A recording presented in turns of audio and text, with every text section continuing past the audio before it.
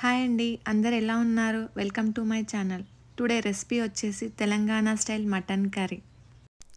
నేను ఇక్కడ 1 kg mutton తీసుకొని క్లీన్ చేసి పెట్టాను. నెక్స్ట్ కావాల్సినవి ginger garlic paste, mint leaves, curry leaves, dry masala, onions, mirchi powder, salt, oil, next coconut powder,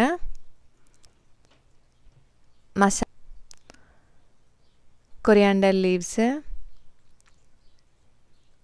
and coriander powder.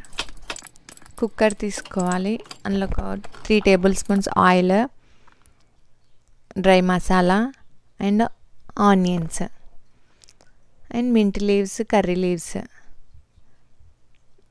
మంచిగా golden colour రావాలి. లిటిల్ బిట్ సాల్ట్ యాడ్ చేయాలి. Turmeric powder and ginger garlic paste వేసి పచ్చివాసన పోయేంత వరకు కలపాలి. Next mutton add చేసేయాలి. ఇక్కడ నేను 3 lbs అంటే 1.3 kgs మటన్ తీసుకున్నాను. నీట్గా కడిగి వాటర్ లేకుండా అండ్ మంచిగా కలుపుకొని క్యాప్ పెట్టేసుకోవాలి. ఒక 10 minutes. ఆఫ్టర్ 10 minutes అయ్యాక ఇలా వాటర్ ఫామ్ అయితే మళ్ళీ కలిపి ఇంకో 10 minutes పెట్టేసేయాలి. ఇదంతా మీడియం ఫ్లేమ్లోనే చేయాలి. ఇలా వాటర్ ఫామ్ అయ్యాక అప్పుడు ఇందులో మిర్చి పౌడర్ యాడ్ చేసుకోవాలి.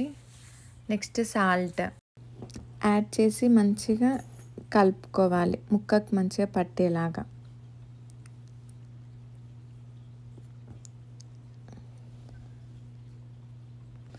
ఈ కర్రీ పూరీలకి, బగారా రైస్లకి చాలా బాగుంటుంది. ఇంకా క్యాప్ పెట్టేసి ఒక 10 minutes మీడియం ఫ్లేమ్లో ఉంచాలి. నెక్స్ట్ ఇలా వాటర్ ఫామ్ అయ్యాక హాట్ వాటర్ యాడ్ చేయాలి. ఇంకా క్యాప్ పెట్టేసి ఒక 2 whistles వచ్చేంత వరకు మీడియం ఫ్లేమ్లోనే ఉంచాలి. ఆఫ్టర్ 2 whistles తర్వాత చూడండి ఎంత బాగుందో, చాలా బాగుంది కదా. మీరు ట్రై చేయండి ఈ రెసిపీ.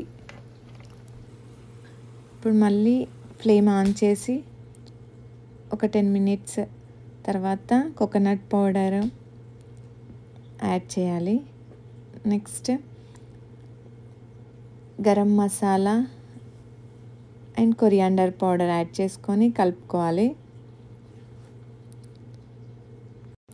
ఒక 5 minutes క్యాప్ పెట్టాలి. నెక్స్ట్ కొరియాండర్ లీవ్స్ యాడ్ చేయాలి. దట్స్ ఇట్, కర్రీ రెడీ అయిపోద్ది. చూడండి ఎంత బాగుంది. ఇది పూరీలో కానీ బగారా రైస్లో కానీ చాలా బాగుంటుంది.